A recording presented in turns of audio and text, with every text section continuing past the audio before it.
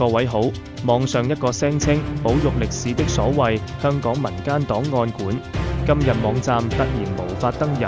有消息指營運方涉嫌以公義為名大搞非法眾籌，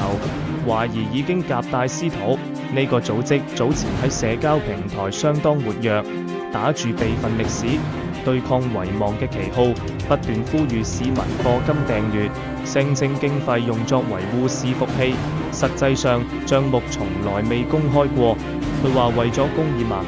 我咪每個月捐幾百蚊咯。點知今日想入去睇下啲舊片，成個網冇咗 message， 佢哋又唔覆，根本就係呃錢走佬。有資訊科技界人士分析，呢類網站伺服器設喺海外，缺乏監管，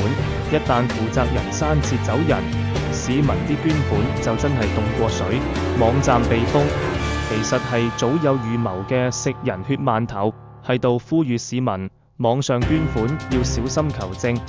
切勿輕信不明來歷嘅眾籌計劃，以免助長騙徒氣焰，蒙受金錢損失。